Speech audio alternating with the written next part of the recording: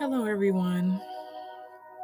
I wanted to share a conversation that me and God had this morning when I was just reflecting and just spending time with Him and just keeping Him in my heart.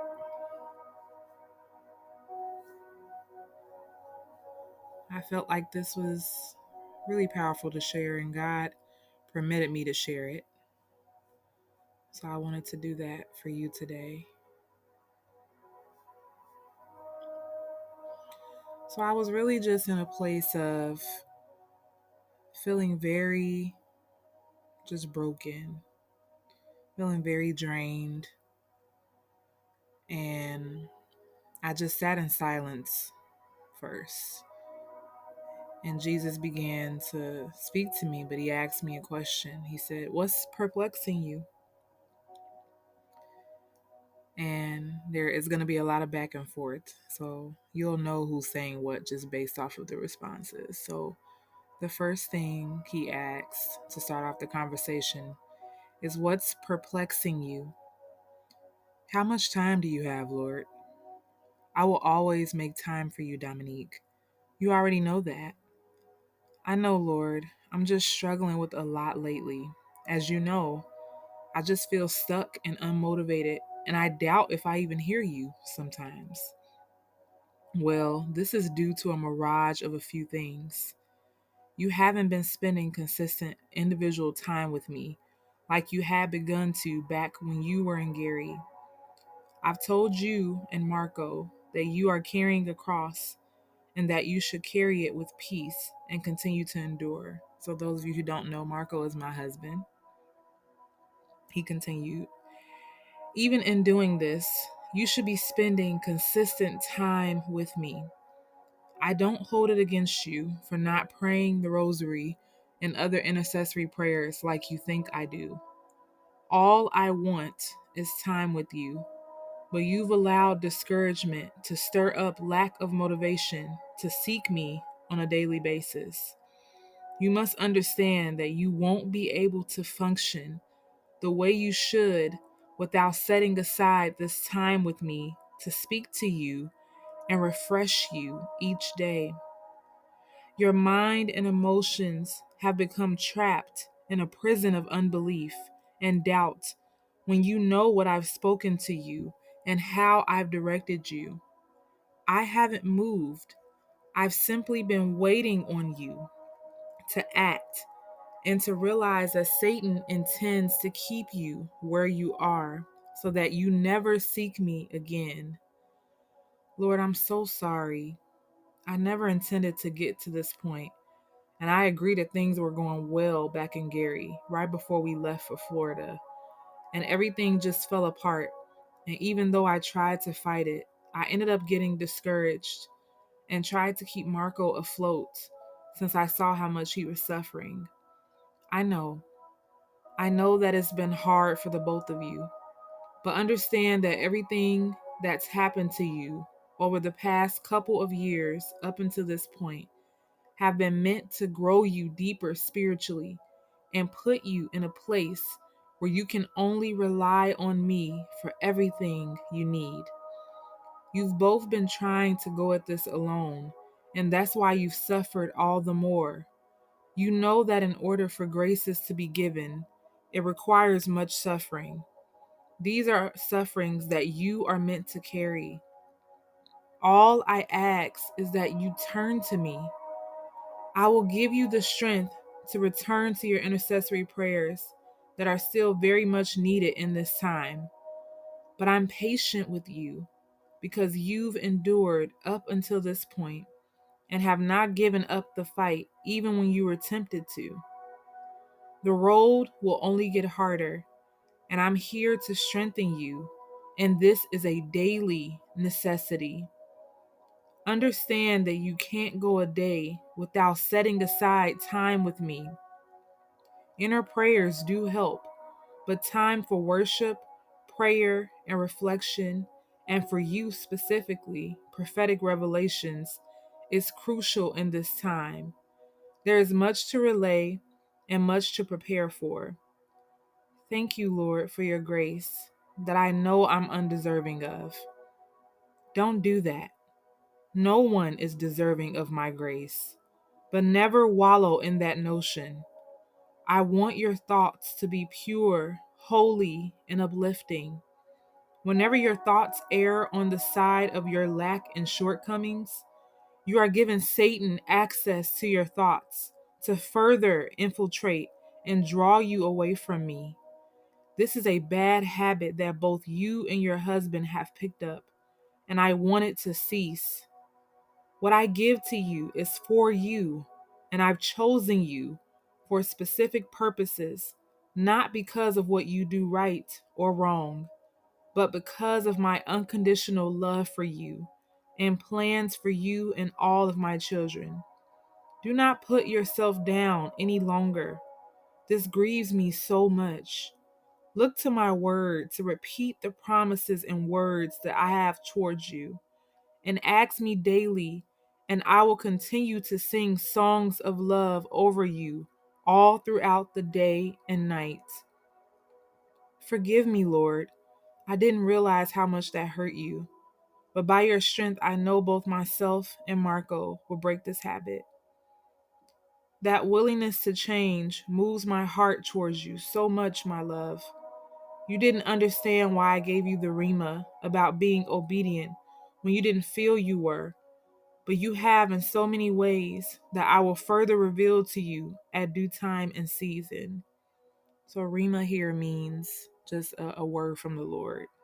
He continued, one of them has always been your willingness to change and not stay the way you are that's still connected to worldliness.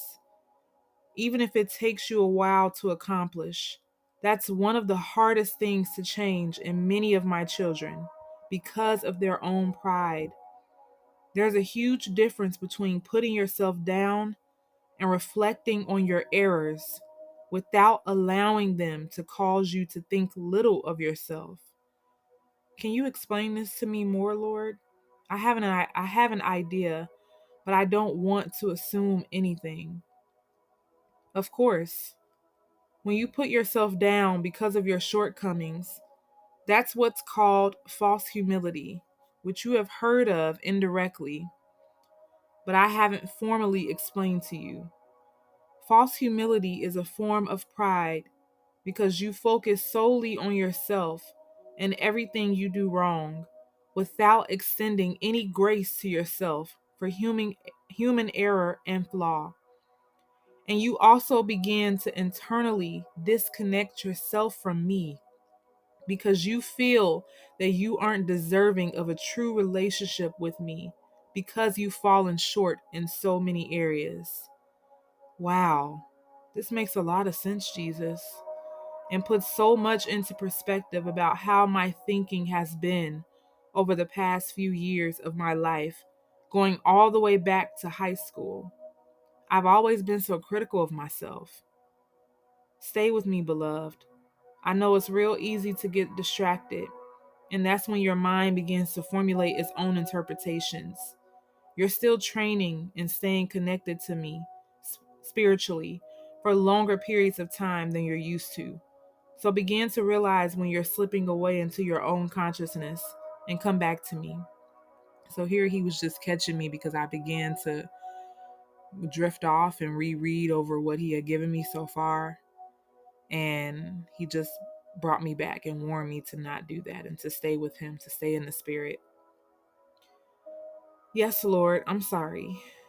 This is definitely new territory for me. I understand, and I will strengthen you all the more. Getting back to your comment about being critical of yourself. Yes, this has been a problem for you for majority of your life. And yes, it was hugely due to the treatment you received in school and being attacked for your differences. As you know, traumatic experiences can greatly shape someone's outlook of themselves throughout their lives, but spiritually, the devil uses those experiences to alter your personality and thought process towards who you believe you are. That's why seeking me on a daily is so important. Satan works daily to infiltrate your thoughts, and alter your beliefs about yourself and others. And He's only able to achieve this when you take your focus off of me and onto yourself. That's how you can be prideful and putting yourself down when you fall short. This makes so much sense, Lord. Yes. So that's the first one. The second one is inner reflection of your mistakes and shortcomings without putting yourself down. When you do this, you totally take yourself out of the equation in regards to making change, and you realize you can't grow without my grace and help in those moments. You acknowledge where you've fallen short in areas, and you still look at yourself as deserving of grace because you know that you are a flawed human being that can do nothing without me. You acknowledge me in everything, and you look to me to correct the errors within you that align more with the world. This is purely bred in true humility. True humility involves acknowledgement of your shortcomings without inner bullying and shame, but resolving that you can't change without me and allowing peace to reign over you in that assurance of my act of grace towards you. Thank you so much, Jesus. This encourages and lovingly convicts me to make changes and to keep persevering. That's all I've ever wanted, my love. Continue to stay in this place and spend your mornings just like you did today, seeking my thoughts about you and others. I want you to continue to reflect on this and share it with others who so desperately have done the same as you and are still currently doing this. Let them know this displeases me and this prevents them from getting closer to me. Don't focus on yourself ever. Thank you, Lord Jesus, for this word, for this conversation. Lord, I ask that you will just cover us. I ask that you will just cover every person that is listening to this, that has put themselves down, that has bullied themselves inwardly, that has declared themselves not worthy of your grace, not worthy of your love, not worthy of the gifts that you have imparted onto them. Lord, I ask that you just give them peace that surpasses all understanding. And Lord, and restore them back to you, Lord. Restore the relationship back to you. Restore their hearts back to you. Restore their minds and their thought and their will and their emotions back to you, Jesus. We love you. Amen. So thank you for listening. I pray this encourages you. I will say I was a little hesitant in sharing this for a few different reasons. It's very vulnerable for me to be in this place. But I know that this is the only way to truly depict what it means to live for Christ. It's not smiles and it's not rainbows. It's some very hard days where you doubt. Yes, Christians, we still doubt. We still have moments where we doubt God, where we don't have as much faith as we really should. But even in those moments, He's so gracious towards us. As long as we humble ourselves and we come to Him and we ask Him to just fill us up and we ask Him to just wash us and make us clean, to renew our minds, to rid us of all doubt and fear and worry and of putting ourselves down, which is so easy to do. So I hope you're encouraged by this, and God bless you. Thank you.